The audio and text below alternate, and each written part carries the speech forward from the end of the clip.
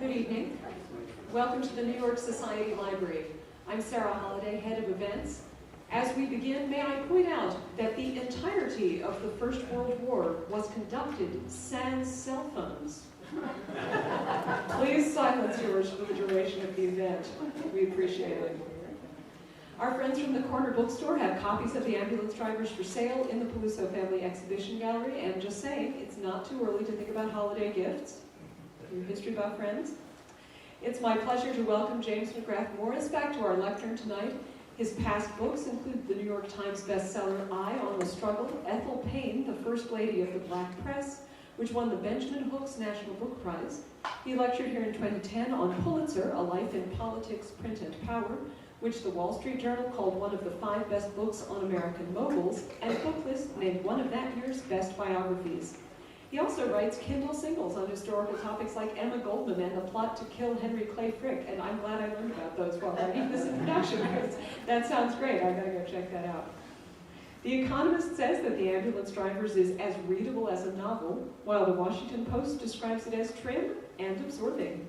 Mr. Morris was one of the founders of Biographers International Organization and its former president. He's a true master of contemporary biography, and we're fortunate to have him with us tonight. Please join me in welcoming James McGrath Morris.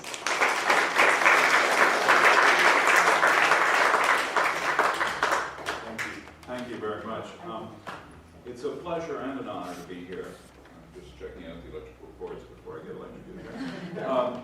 A pleasure because this organization has given tremendous support to Biographers International Organization. We've had events here, and that kind of support is deeply gratifying to those of us who are interested in biography.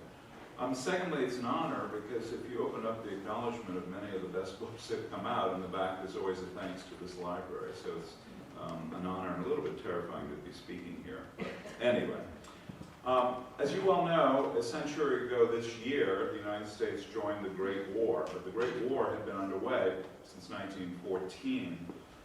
And for young people at that time, the Great War was beginning to, because of its new nature, I mean, the first mechanized war of endless slaughter. And, you know, I have to preface this, I taught high school for 10 years, and one of the things I found among younger folks is that the two wars were identical except separated by different numbers. And as you well know, they were vastly different. World War II ended totalitarianism, ended the Holocaust, liberated Europe. World War I, or the Great War, was much more brought about by a kind of spider web of treaties that brought this needless slaughter to a whole generation of kids. So for younger people in the United States, like some of the characters in my book, the Great War seemed like the defining moment of their generation, much as if you move forward, the Vietnam War might have been the defining movement for my generation. By that, you know, sometimes we think of 9/11 or Kennedy's assassination, but these were one-moment things. You couldn't very well rush to Dallas to experience it, or come to New York. I mean, people in New York obviously would be affected, but it's a very transient moment, whereas a war going on for years meant you had choices to make. And for a lot of the young folks, like in my book, the choices involved their reaction. Would you join the military? Would you go there, etc.? And for some of them, a very unusual operation began to surface in Europe that would attract these folks. And namely, what had happened is, as the war broke out, Americans in Paris got whatever contrivance they could and went to the French front, and brought back wounded soldiers to the American hospital. This grew to the point that there was fundraising and recruiting going on in the United States. In this image, you see the poets even got into the act of raising money, and they had a special ambulance in Italy named after the poets, etc. Now, these ambulances were in a variety of contrivances. As you can see, this one, as the men are looking at the wheel, were rather difficult to operate. Ford and Fiats were the most common used ones. Of course, we all learned rapidly that Ford stands for fix or repair daily, and Fiat meant fix it all the time. These were not easy contrivances, nor were they easy to drive, and I'll tell you a little bit more about them. But here are some images of these kinds of things that were rushing off to the front. Now, there's a tremendous book called Gentlemen Volunteers. You may, well, I didn't check the catalog, you'll see if it's in your collection, but it's a wonderful book about the people who showed up to volunteer. And if you look at this was just a few of them that I grabbed and put up there. E. Cummings, Malcolm Cowley, even Ray Kroc with McDonald's fortune. And I looked at this list and I said, aha, this is the secret of success for in the 20th century, become an ambulance driver. My wife, who has a PhD, explained to me that's not quite how research works. What I discovered is kind of the opposite. In order to be an ambulance driver, there were a number of things you needed. First, you needed to know how to drive a vehicle. And in 1914 and 15, the only kids or young people who could drive vehicles were the well-to-do. Most folks did not have access to cars. And when I say drive, you'll hear about how hard these ambulances are to drive. Secondly, you might need money, because as a volunteer, the only way you're going to get to Europe is to pay your own passage, you need to buy your own uniform, etc. And third, if you're going to land in France, it might be a good idea to speak French. Yeah. I have just described kids at Harvard, Princeton, and Yale, etc. So in many ways, the people, with the exception of Ernest Hemingway, these were kids who are already guaranteed a success in life, born to wealthy families, well-educated with means to pursue their dreams. But two of them caught my attention. Ernest Hemingway and John dos Passos were among these many ambulance drivers. And as I began to do my research, I found that they had actually met during the Great War, and then got together many years later. And as I began to dig, and I'll tell you the story tonight, I discovered there was a lot more to their friendship than just a mere friendship bound together by war. The first fellow I want to introduce to you, because a lot of people have forgotten, is John dos Passos. This is his graduation picture at Harvard. If I brought you his prep school picture, you would understand why prep school was very hard for him. He would have been considered a very nerdy, he was bullied, he was not a sporting man, and so prep school was tough for him. But life had been rather hard for him to start with. He was the product of a married New York attorney who had had a relationship with a widow in Chicago named Madison. And so he was born in those terms in those days, out of wedlock. The polite term would have been illegitimate. I don't use that in the book, and the less polite term shows up in quotes when Hemingway gets mad at him. But he had a childhood raised mostly in European hotels, because before at that time, that was the only place his dad and mom could meet without causing questions about their relationship. Mrs. dos Passos dies, and Mr. dos Passos is able to marry Mrs. Madison, and that's when his name is changed. So when he's a teenager, he assumes the new name dos Passos. Harvard offered him something tremendous that changed his life. It was, yes, the reserve of mostly well-to-do kids, but it was also a meritocracy, intellectual meritocracy, where a kid like dos Passos could shine. And he did really well, and he loved writing and reading. He became friends with E. Cummings, who was already using his initials. He was deeply influenced by John Reed, who had graduated a little earlier than he had. And he just, it was his coming out, in a sense, in the world. He also became a left-wing pacifist. So when he was confronted with the idea of the war, like others in his generation, he felt to miss the war, to not be there, would be to miss the central defining moment of his generation. But he didn't want to go and fight. He didn't want to go to Canada and join the forces, because he certainly didn't want to fight for these imperialist powers that he didn't like. So he joined the ambulance corps. I love this picture because it looks so much like a communist apparatus as opposed to a Red Cross volunteer. I don't know, I can only surmise he had some influence on how the uniform was selected, but he got it in Paris. Here's a fairly becoming more like it in the field. Dos Passos really was driven to go there. In his diary at one point, he says something when he's confined. His father won't let him leave the country, and he has to wait a year. He said, I really wanted to see the world, and by the world I meant the war. Well, he certainly got an introduction to it. He was taken up to Verdun in 1917. Verdun in 1916 had seen the worst possible fighting. 17 was still no picnic. It was the same kind of useless fighting where the boys were told to get out of the trenches, move forward, and then to get a few more yards of this blood-soaked soil.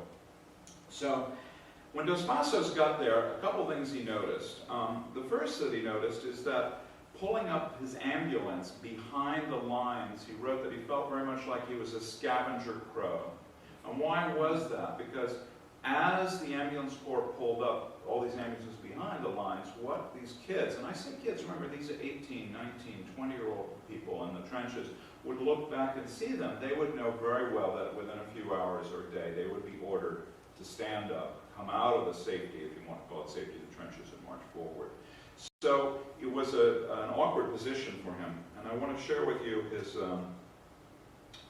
his first sense of seeing the war.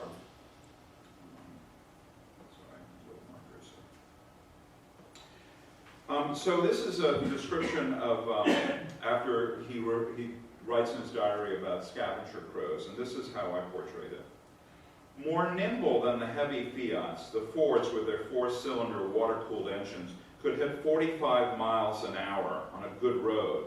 Not that they would get much of a chance to do that. Since the rains had returned, it was an enormous challenge to merely navigate the water-soaked, putty-colored roads. Pitted with shell holes, the roads were nicknamed the Dip of Death, or Dead Man's Land. At night, the ambulance ran with the headlights turned off lest they become a target. To find their way through the darkness, Dos Passos and his other assistant would either perch on the front fender or walk ahead with a white handkerchief draped from an epaulette. Now, driving these things also required another skill. I describe it as a kind of macabre, deadly dodgeball, in that when the shells land, what they would do is they would count out how long it was before the next one would be launched, because you get used to the rhythm. You know that it takes so many seconds to reload a hot gun. So as soon as an explosive landed, they knew how fast they could move to the next place. But they were waiting for these things to drop on them. The ambulance drivers were no more safe than others.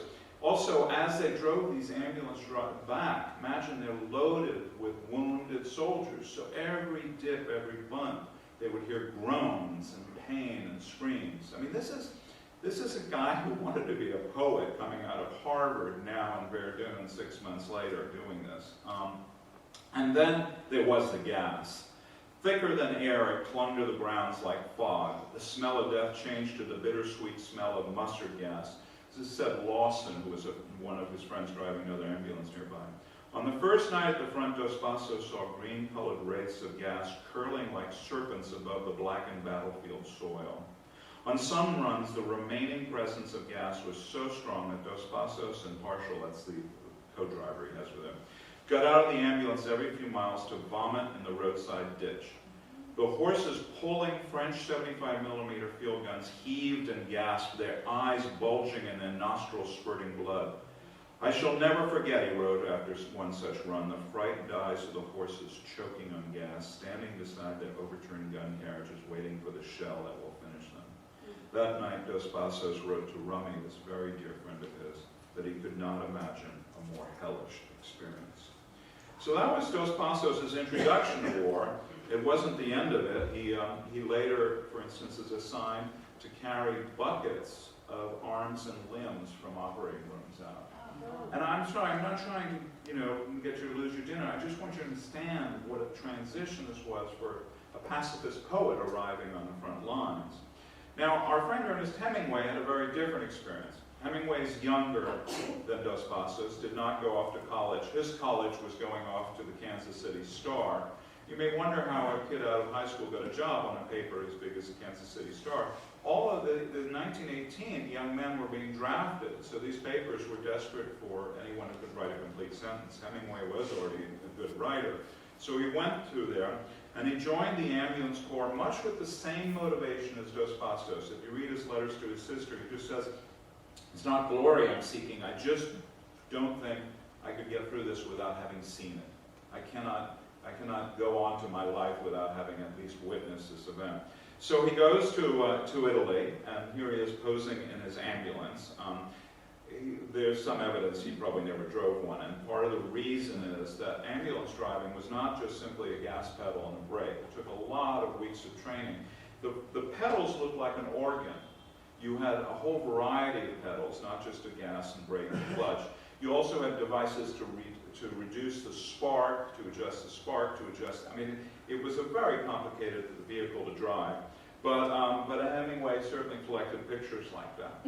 Now, when he gets to Italy, something happens that I want to share with you to give you a sense of the contrast between these two men and what happens to Hemingway when he gets there.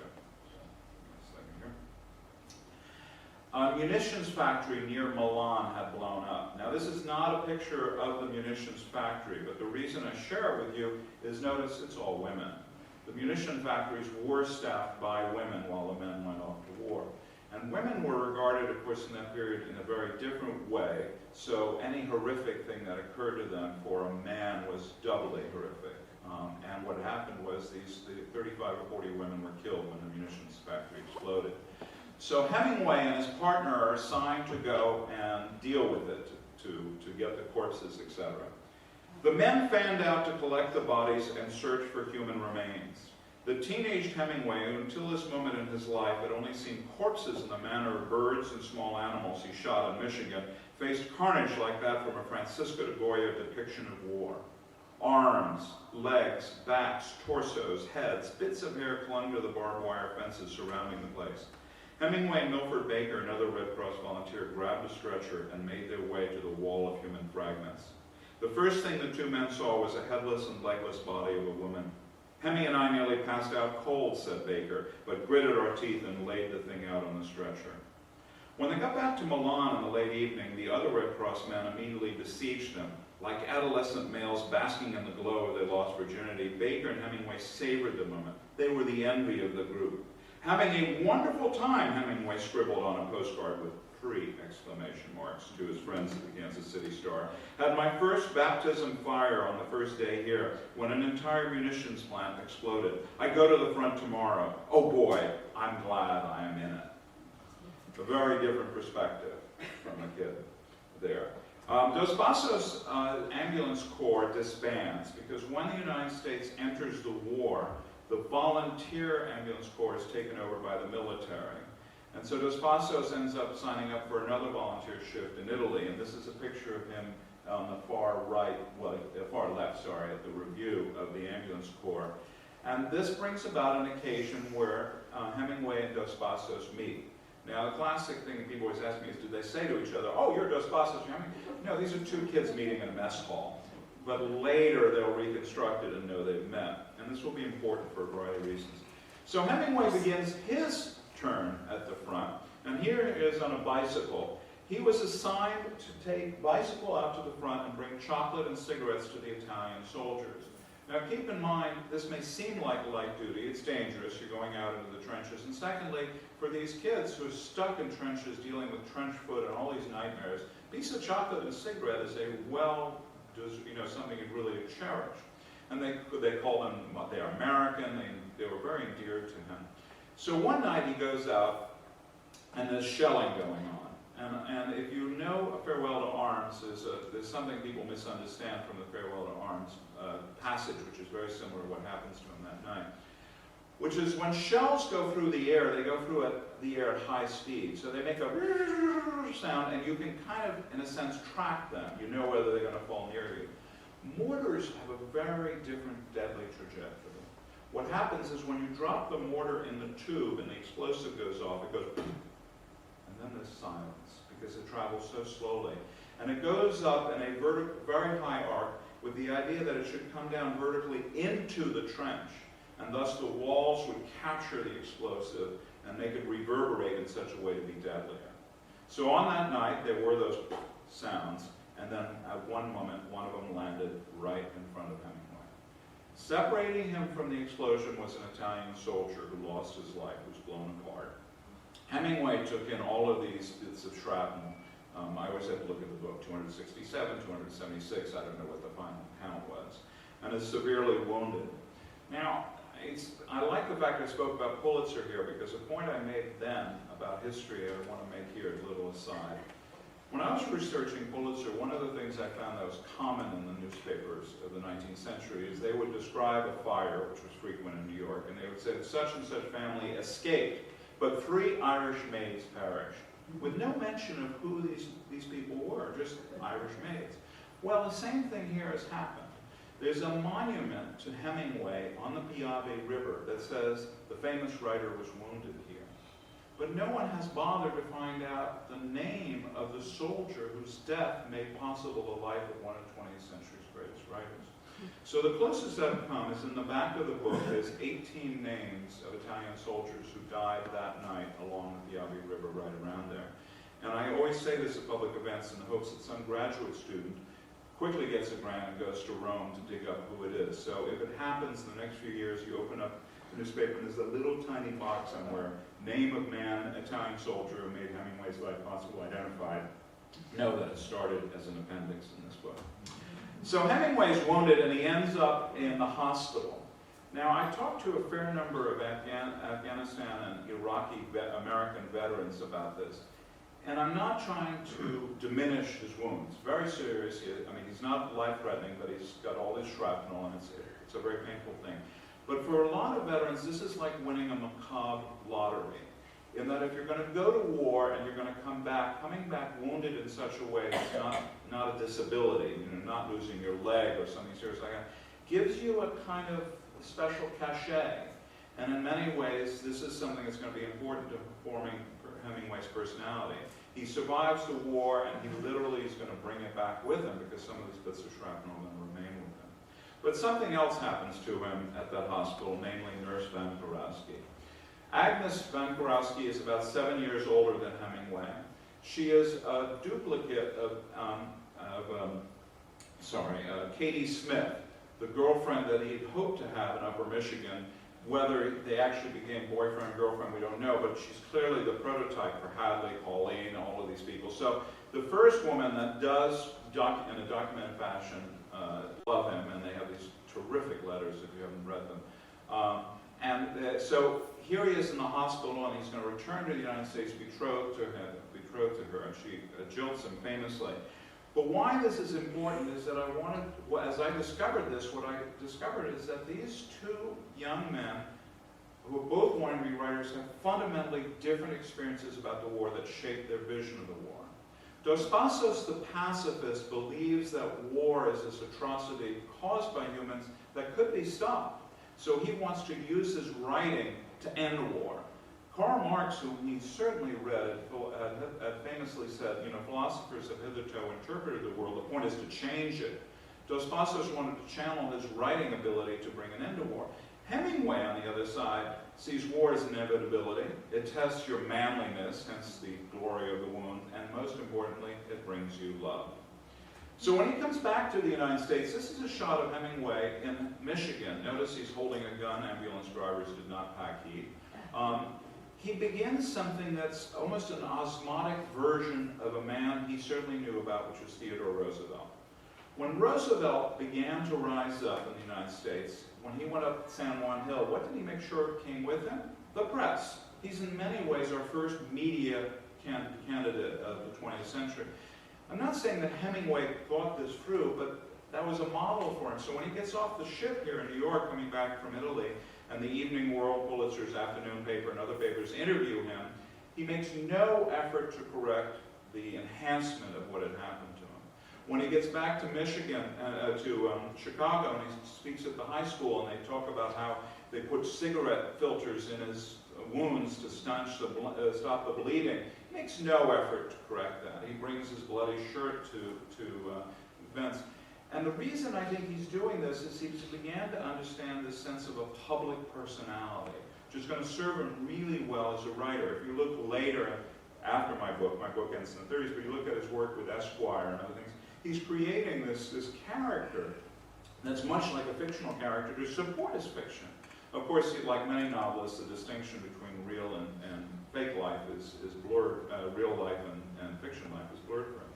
So in 1924, 6 years after the war, John dos Passos and Ernest Hemingway are reunited in Paris, and they regularly meet at the Closerie de Lila, a famous cafe, which is still there, and it's filled with American tourists trying to drink absinthe and write like they did.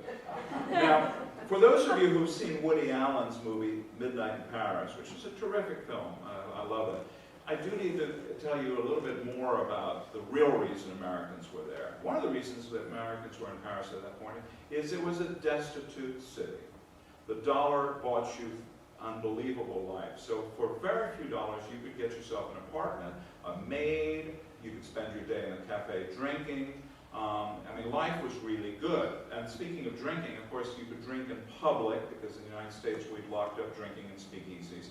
And lastly, I've always tried to find a way to explain this, but French women were, shall we say, more adventuresome than American women at that point for a young male. So Paris was kind of slumming for a lot of these folks. Yes, their creative juices were going and they were hanging out with each other, but if you read some of the French diaries, it's a very different version. There's a fair amount of resentment among the waitstaff to these Americans throwing their money around. But anyway, when Hemingway and Dos Passos met there, Dos Passos had published Free Soldiers, so this is 1924. Dos Passos, by this point, had a best-selling book in the United States, contract for many other books.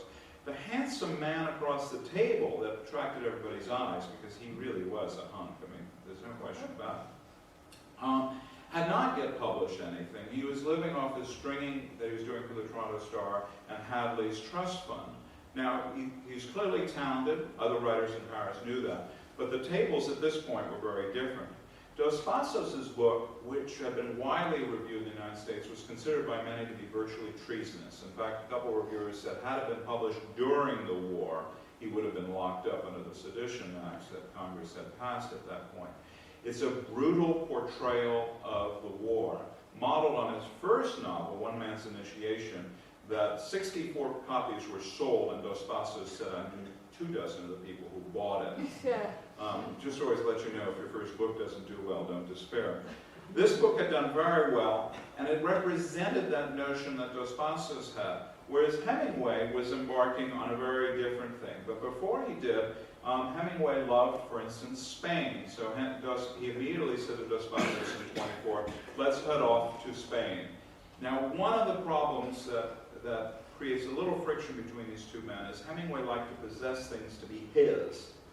A little awkward that Dos Passos had been going to Spain for years and knew more about Spain at this point than Hemingway. So they went in the summer of 24. This is actually a watercolor done by Dos Passos. He's the one falling down. Hemingway is the one looking very brave in front of the bulls. This is a precursor to the summer in which Hemingway in 25 goes to Pamplona with a different crew, and from that Sun Also Rises comes out of it. But these two men are hanging out all the time in places. This is in Austria with the Murphys. Murphys, you know, are benefactors of many artists in Europe.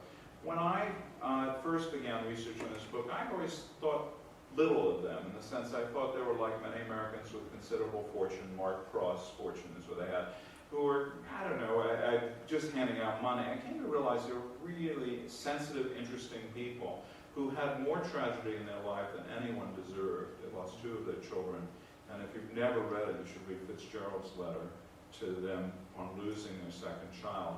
One of the things Fitzgerald does that shows his heart is he, you know, I was saying Dos Passos wanted to use his writing to end war. Fitzgerald very tenderly writes using all of the skills he can as a salve to the horrible things that happened to them. Here they are skiing in Austria. Dos Passos is the second man over here. If he looks awkward on skis, trust me, he was. The only way he could stop was to sit down, and he made a hole in his pants. This was a constant thing. Hemingway was very athletic, and Dos Passos was not, and Hemingway would constantly push him to engage in these things, such as fishing. I mean, there he is this is Key West. Again, a little bit of a problem. Hemingway discovered Key West thanks to Dos Passos. He discovered him in part because of this novel. After The Sun Also Rises, I'm going to put it in past tense, was published, Hemingway became persona non grata in Paris because the characters he used in this book were so thinly veiled that everybody knew who they were.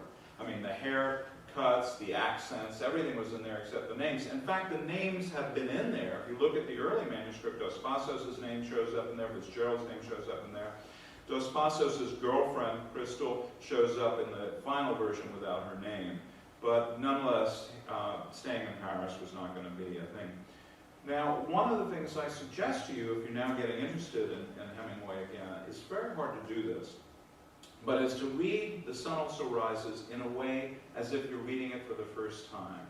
And the reason I say that is that if you enjoy Garrison Keillor as I do, you know the character Guy Noir, the detective, and there's always a line. She walked into the office and her jeans were so tight I could read the date on the quarters in her pocket.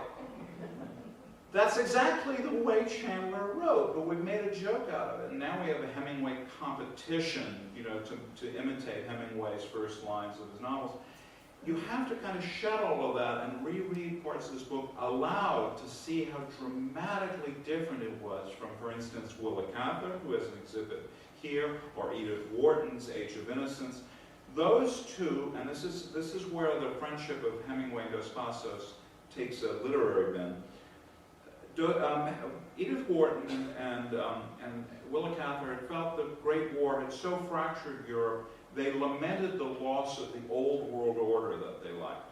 I live in New Mexico and everybody buys Death Comes for the Archbishop, which is often seen as a southwestern novel. It is not. It's a novel about a French archbishop trying to build a cathedral to extend the old order that she thought was so destructively swept away by the Great War. Edith Wharton has the same compulsion, whereas Hemingway and Dos Passos believed that all of the means of expression that had sufficed before were gone. Just like the composers of that time who felt writing the same kinds of bits of music would work, or the painters who were fracturing things into new forms of cubism. All of these creative people felt the war was such a demarcation, such a change that nothing would suffice. And The Sun Also Rises is one of the first versions of that, along with Free Soldiers. And then if you look carefully at their language, they're doing things that nobody else had done before. But Hemingway, and this is a 21st century term, but 20th, had still in a sense not processed what had happened to him in the war. Sun Also Rises' only war reference in a sense is that the protagonist is wounded in a certain place in a certain way, which is indistinct and drives high school boys nuts because it's not clear as to what happened to him. But that's the war injury. This is the book where he really begins to talk about the war. Farewell to Arms features what? A wounded Red Cross volunteer who falls in love. I mean, all of these things happen. And this is, yes, the cover. But remember, Mark Twain said only a fool doesn't judge a book by its cover. When a publishing house is trying to represent the book, there are no tanks, there are no guns here. Look at the image that's done. And same for the movie. This sense that out of this war comes love is not an accident for Hemingway. This is an important component. And if you move the reel forward, of course, in the Spanish-American War, he's hanging out with Martha Gellhorn. World War II, he meets his fourth wife. I mean, war and love are very, very tightly put together for him. Meanwhile, Dos Passos is back in the States, campaigning for all his left-wing causes. Here he is in Boston, trying to free Sacco and Vanzetti from their execution. And he's deeply disillusioned by his friend Hemingway and Edmund Wilson and others because he says, come to Boston, we need, I mean, look, anybody who had a heart at this point knew that Sacco and Vanzetti weren't guilty. This is not the Rosenbergs where you could debate endlessly about any evidence. I mean, these men were not the bank robbers. But nonetheless, and Wilson and Hemingway both spurned Dos Passos, and he felt very frustrated. But he was at work on this, the 3 volumes of the USA trilogy, which today is an impenetrably thick and impenetrably hard book to read. It still shows up on academics' lists of the 100 most significant books of the 20th century. So people, after my lectures, rush to the corner bookstore and pick it up, and then they go, it's like walking into a brick wall. So I have a different way of trying to explain the significance of this book, which is that if you go to a museum and you see a Salvador Dali painting, for instance, and you say, oh my goodness, I've never seen anything like this, and it's disturbing, but it's great, it's inspired genius work. Well, the USA is very much like that, in the sense you might not want it above your sofa at home, but if you were to open it up and look at it, again, you have to go in time travel to understand what was being written at the time. Again, turn to Edith Wharton, for instance, or Fitzgerald even, who had not been, by the way, to the war. He'd only been to boot camp. There's sentences in there that I could put on a multiple choice test, and kids would think it's Hemingway. There's the use of trying to bring in newsreel actualities into the text. There's the introduction of real biography into a novel. There's the use of jump cut. Now, jump cut in film was so disturbing that audiences sometimes felt a little seasick. Remember, our films had this very literal continuity, and now they were using jump cut to go back and forth and do all these things. That's what Dos Passos was daringly trying to do, and he's rewarded greatly in a minute. But another thing happens to Dos Passos and their friendship. In the late 1920s in Key West, he meets this woman, Kate Smith, the woman who had been the perfect woman for Hemingway in Michigan. The woman who had introduced Hemingway to Hadley, since he couldn't have Smith, she gave him Hadley. The woman who also knew Pauline comes to Key West and falls madly in love with Dos Passos.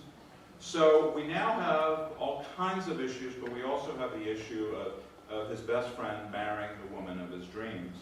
But it was a really wonderful true love, in the sense that here's Dos Passos in Provincetown, and I know a picture, he could have been grinning in the previous picture, but this, if you read their correspondence, they're best friends, they're madly in love with each other. All kinds of things occur that make it a really perfect partnership. But Hemingway is not necessarily pleased, and he really gets ticked. Because Time magazine puts Dos Passos on the cover of Time magazine long before Hemingway earns his turn on the cover of Time magazine. And what they're saying is that Dos Passos is engaged in writing the great American novel. I mean, they're just clear about it. They're covering it like a sporting event. Meanwhile, Hemingway's Sun Also Rises, which was highly regarded for its language, but thought of as being, a portrayal of drunken, useless people, and Farewell to Arms have been a success and critically quite acclaimed. Nothing had happened since then. He published a book about bullfighting, which the critics just tore apart. Now you may think, well, wait a second. Hemingway writes anything he wants. It's like writing a check. And that's true. He was making money like no other writer could at that time. But what he was not getting was the critical praise that Dos Passos was getting. And if you ever meet a writer and they say envy has nothing to do with this business, that's one of the biggest lies they come up with. We're all envious of each other's success. So this begins to poison the relationship, but also notice when Hemingway finally gets on the cover of Time magazine, it says, the sporting dilettante, which is a little bit of bad karma coming back to haunt him, because this is the image he cultivated, truly. But the point was that Hemingway was getting frustrated that his best friend's work, which he felt no one was reading, was being taken seriously, and his was not, which everybody was reading, but not the critics. But they depended on each other in such a way. I mean, Hemingway writes to Max Perkins at one moment saying, none of these reviews count until I hear what Doss has to say. And it went back and forth between the two. So they formed this literary collegial relationship as kind of revolutionaries who together wanted to change writing and literature because of what the Great War had done. And a lot of you think, well, Dos Passos isn't remembered. That's true. But if you look at the Cubists, we all can identify Picasso, but we kind of forget some of the other names that might be underneath. This is the same thing. All of these writers were infected by this sense of trying to redo just the language itself, not just the topics.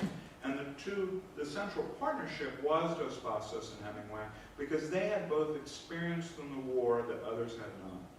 The next war shows up, which we're talking about, the Spanish Civil War that breaks open in 1937, when the legitimately elected Republican government, small r, Republican government of Spain, is trying to be toppled by Franco.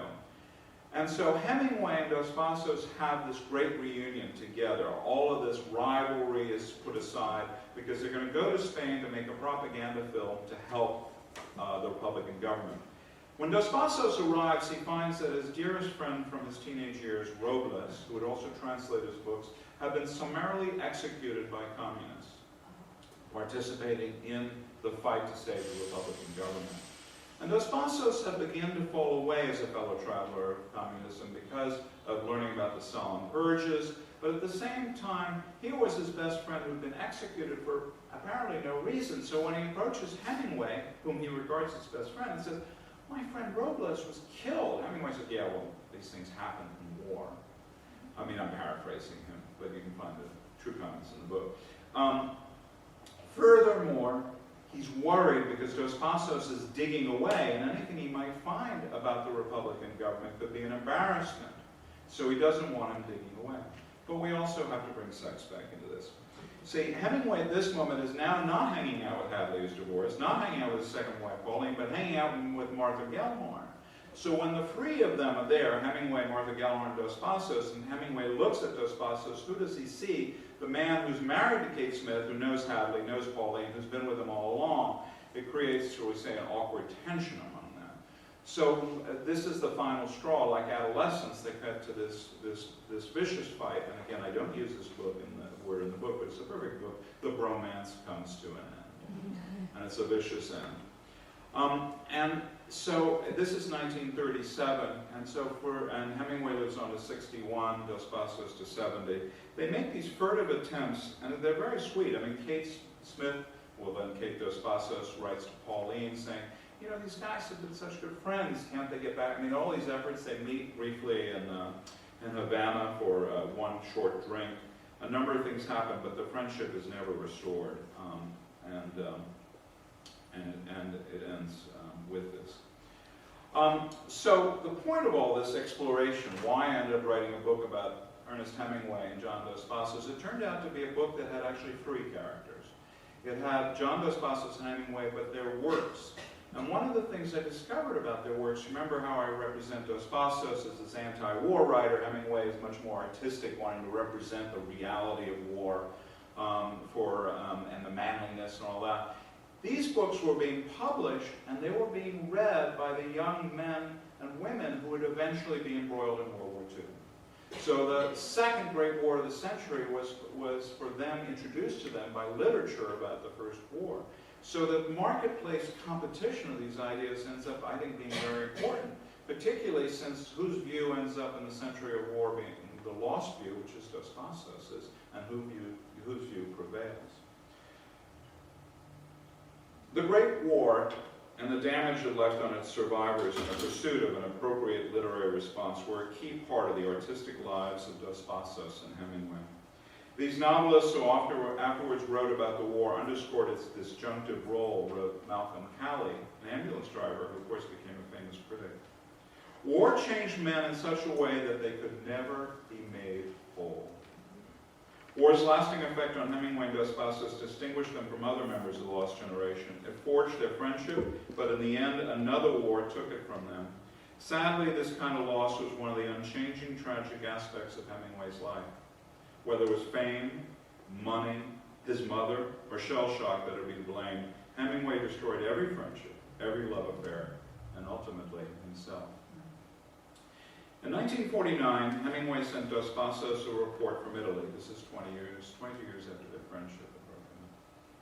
That he'd been studying the life of Dante. Seems to be one of the worst jerks that ever lived, but how well he could write, Hem wrote to Dos. This may be a lesson to us all. Indeed. So that's the tale of my book. Thank you very much for your attention.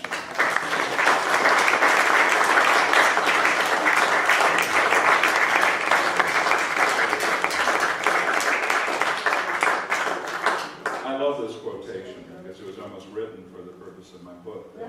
In a way, in doing this book, I mean, this is nonfiction. You'll find all the notes telling you where I dug this stuff up. But Dos Passos serves as a perfect literary foil, just like in a novel, where, you know, you learn a lot about Hemingway through Dos Passos' eyes and vice versa. So they work really well together.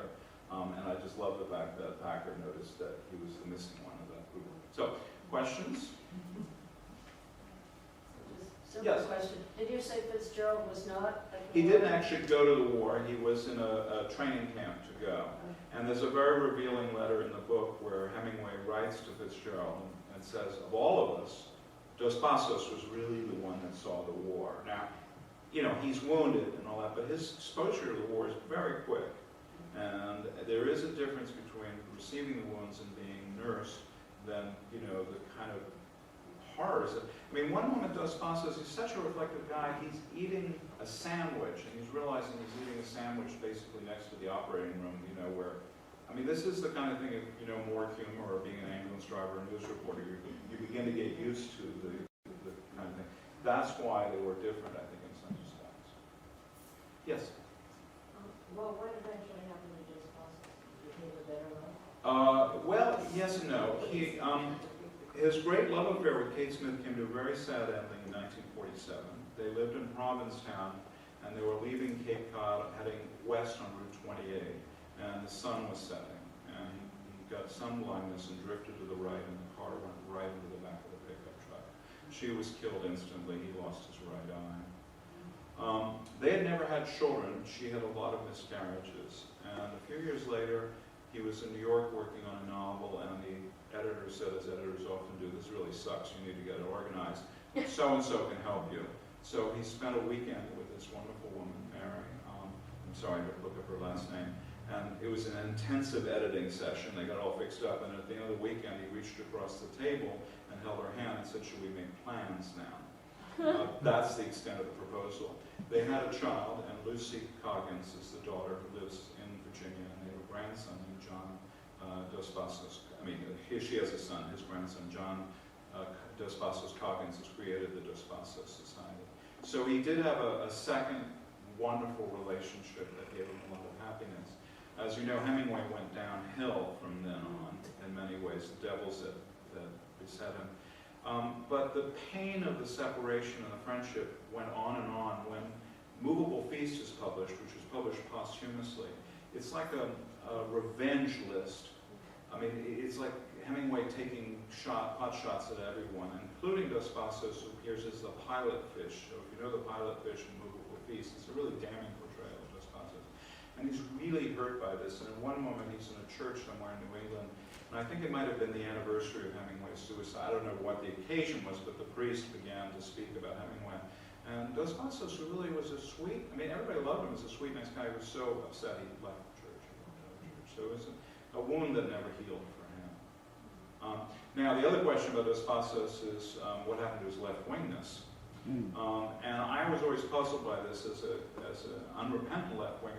I didn't like Dos Passos because he went to the other side, supported Goldwater, wrote for the National Review, and did all those awful things. Sorry, I'm sure some of you feel differently, but anyway, faux pas number 64 today. But I learned something in writing about him that, and I want to find it, it's an extraordinary explanation of Dos Passos. He's dear friends with an American screenwriter named Jack Lawson, whom he met on Chicago. That's the ship that took him to Europe. And they both set out with this sense of, I want to see the war, I want to change the world. They're both small-c communists, left-wingers, etc. Now Dos Passos has seen the Stalin purges, he's seen what happened to Robles, he's beginning to move to the right. And sometimes we think of the right and left as arms extended, but in many respects, in this case, it's like arms this way with a small gap between the two. So Dos Passos is jumping from one to the other as opposed to making his way across. And he's explaining to Jack Lawson why this change, and I think it's a profound comment he makes. Dear Jack, Dos Passos wrote, you must have patience with the unbelievers. The real difference between your attitude and mine about politics is that you think the ends justify the means. And I think all you have in politics and means, the ends are always illusionary. And for me, that was a moment in which I got it. And I suddenly felt warm to the later Dos Passos and would have loved to have met him. So that's the other thing I had to tell. Yes, other questions? Well, I had one sort of lateral question. Did they ever, did Dos Passos ever meet Robert Graves or Siegfried Sassoon or any of those First World War British writers who were left-wing? Yeah, they were. Did they ever, was there ever There's no correspondence that I ran across, but I wouldn't be surprised. I mean, it's a very small world. His Graves drove an ambulance, didn't he? Yes, yeah, I say that, but I'm 90% sure he did. There are fair, I mean, the British experience is so fundamentally different that in many ways I tried to stay away from it because, you know, we lost very few men in comparison. I mean, a whole generation lay dead on the battlefield. I used to show my students a picture of World War II leadership, and I'd say to them, why do you think all these people are so old? Because the entire generation was lost, and that's why the leaders were all these old folks. So for them it was fundamentally different, but he did publish, Passos published his first of the anti-war novels in London first. They were the most receptive to it, even though it did badly.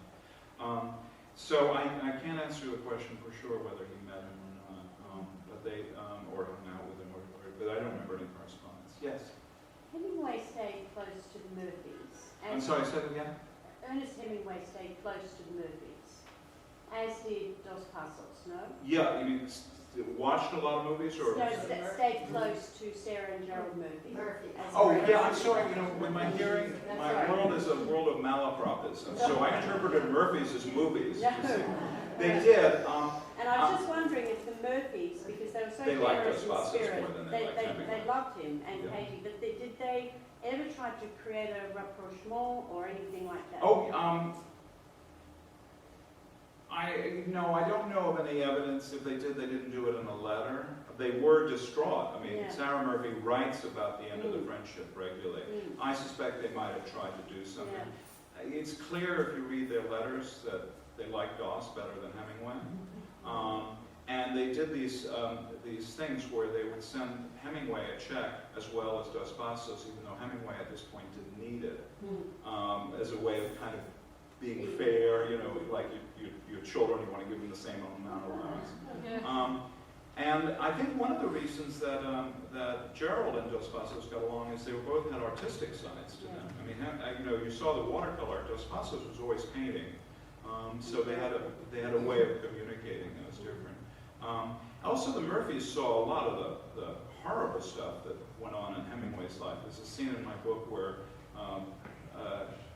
Hadley decides to be Machiavellian and bring Pauline into the group. You know, the idea you want to have your enemies in your cabinet at this point.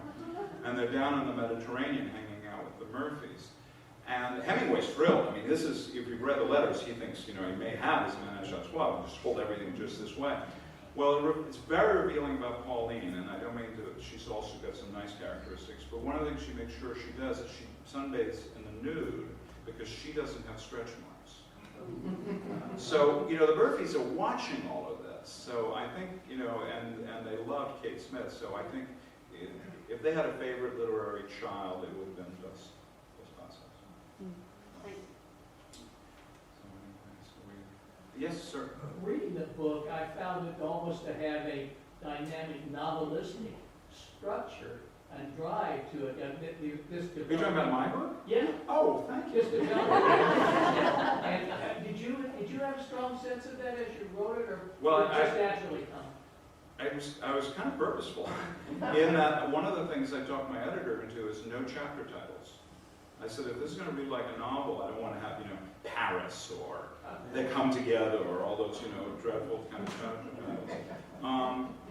I thought I'm writing about two writers. I wanted to write it in a novelistic fashion.